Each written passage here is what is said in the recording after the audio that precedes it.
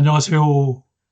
말씀과 함께 새롭게 오는 소망의 아침입니다. 오스월드 챔버스는 성도는 모든 위대한 가르침의 원천이신 성령을 의지해서 판단해야 한다라고 이야기합니다. 신명기 17장 1절로 13절까지 말씀을 본문으로 하여 거룩한 공동체를 세우는 언약 백성의 증언과 판결이라고 하는 주제로 함께 은혜를 나누기를 원합니다. 우리는 지난 본문인 신명기 16장 13절로 20절 말씀을 통해 하나님의 은혜를 기억하며 드리는 제사, 그리고 공동체를 바로 세우는 공의로운 판결에 대해 나누었습니다. 특히 초막절을 통해 은혜를 기억하고 재판장과 지도자들이 뇌물을 멀리하며 공의만을 따르라는 명령을 통해 하나님의 공동체가 어떻게 유지되어야 하는지를 확인했습니다. 우리는 그 말씀을 기억하며 나는 하나님께 받은 복을 이웃과 어떻게 나누고 있는가를 질문했는데 어떻게 삶에서 실천하고 있습니까? 내가 속한 공동체는 공의의 원칙 위에 세워져 있습니까? 그 기준이 무엇입니까? 오늘 본문은 그 연장선에서 구체적인 사례를 더 확장적으로 다루고 있습니다.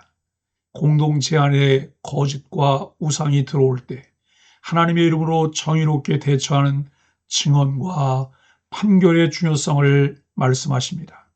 이스라엘 공동체가 거룩한 나라, 하나님의 나라로 유지되기 위한 핵심 원칙으로 기준과 실천적인 내용들을 담고 있습니다. 열심히 신앙생활하지만 기준도 모호하고 깨닫게 된 말씀이 잘 실천되지 않을 때 삶의 변화를 경험할 수 없습니다. 신명기 17장은 가나안 정착 후 공동체 내에 생길 수 있는 우상 숭배와 법적 분쟁에 대한 지침을 줍니다. 그 내용은 배교에 대한 것이고 중심 주제는 공동체의 거룩함과 질서입니다. 주석가 부르게만은 신명기의 율법은 단순한 행정명령이 아니라 하나님 나라의 질서를 유지하려는 언약적 책임이다라고 말합니다. 즉 신명기 율법은 하나님 임재 공동체가 거룩과 공의 위에 세워지도록 하는 언약의 수단입니다. 첫째, 우상 숭배에 대한 증언과 처벌 내용입니다. 3, 4절은 네 하나님 여호와께서 미워하시는 일을 하여 그의 언약을 어기고 1월 성신을 섬겼다는 소문이라면 자세히 조사하라고 말씀합니다. 이는 가볍게 넘길 수 있는 단순한 범죄가 아니라 하나님에 대한 정면 도전이며 언약 공동체 전체를 무너뜨릴 수 있는 심각한 배교입니다. 하나님은 두세 사람의 증거를 통해 공정한 절차를 밟도록 하셨습니다. 이는 마태복음 18장, 고린도전서 5장 등 신약의 교회 권징에도 반영된 원리입니다. 권징의 목적은 처벌에 있지 않습니다.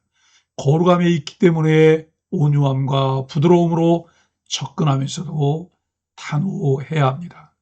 나는 공동체의 순결과 영적 건강을 위해 바른 권면과 사랑의 지적을 하거나 잘 받아들이고 있습니까? 우리는 교회 안의 죄를 두려움 없이 다루되 공정함과 겸손함으로 행해야 합니다. 정죄와 비난이 아닌 권면으로 시작할 수 있는 공동체의 정서를 만들어내야 합니다. 웨스트민스터 소요리문답 77문 하나님의 자비는 공의와 함께 나타난다. 죄에 대한 징계는 공동체의 회복을 위한 것이다 라고 말합니다. 그렇습니다. 하나님의 은혜, 하나님의 자비는 공의와 함께 나타나기 때문에 죄에 대한 징계는 하나님의 은혜가 공동체를 회복하게 합니다. 둘째, 논란의 송사에 대한 최종 판결을 말씀합니다. 본문은 각 성읍에서 해결할 수 없는 어려운 송사를 여호와께서 택하신 곳 중앙 성소로 가져가라고 말합니다. 그곳의 제사장과 재판장은 하나님 말씀에 따라 판결하며 그 결정은 절대적이며 순종해야 합니다. 불복은 단순한 의견 충돌이 아닌 하나님 질서에 대한 반역으로 간주되었습니다. 이렇게 제사장과 재판장의 결정에 절대의 권위를 제공하는 이유는 그들이 공정하게 판단하고 판결하라는 하나님의 말씀에 따른 것입니다. 이는 공동체 질서를 지키기 위한 신성한 경고이며 현대 교회도 이 정신을 따라 공정하고 일관된 분별력을 유지해야 합니다. 나는 하나님 말씀이 불편할 때에도 순종하고 있는가? 아니면 내 판단과 유익을 앞세우는가를 질문합니다. 신앙과 삶에서 내 생각이나 내가 처한 상황이 성경의 가르침과 충돌할 때 우리는 어떻게 해야 할까요? 하나님의 말씀이 진리임을 인정하며 성경의 절대 권위를 따르려는 마음일 때 내 생각을 꺾고 말씀에 순종할 수 있습니다.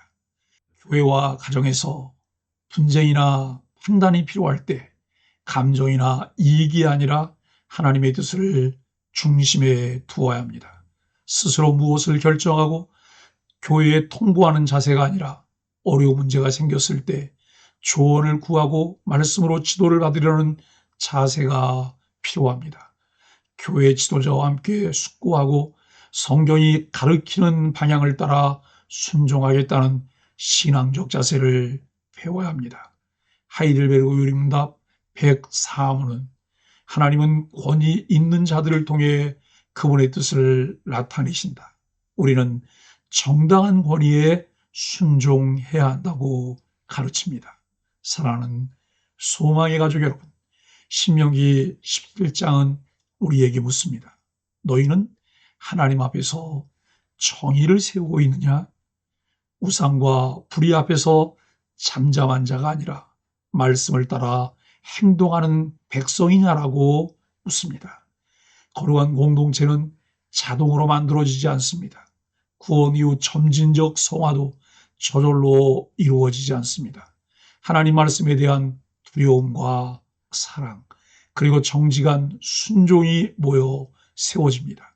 히브리서 11장에 소개된 수많은 신앙의 거인들도 이와 같은 과정을 거듭거듭 지나면서 하나님의 은혜를 경험하고 한 뼘 한 뼘 자라갔습니다. 예수님은 산상수훈에서 의에 줄이고 목마른 자는 복이 있나니 그들이 배부를 것임이라고 하셨습니다. 이제 우리도 복음의 은혜에 감사하며 말씀 앞에 정직히 반응하고 공동체를 세우는 순결한 증언과 판단의 자리에 서서 거룩한 공동체를 세워나가는 소망의 가족들이 되기를 예수 그리스도 이름으로 간절히 축복합니다. 함께 소망의 아침 기도를 드립니다. 하나님, 제가 속한 공동체 하나님의 이름을 더럽히는 우상이 없도록 늘 분별하게 하여 주옵소서. 내 이익보다 말씀을 따르는 정직한 마음과 용기를 주옵소서. 공의로우신 주님의 뜻이 저와 공동체 가운데 이루어지게 하여 주옵소서. 예수님의 이름으로 간절히 기도합니다. 아멘.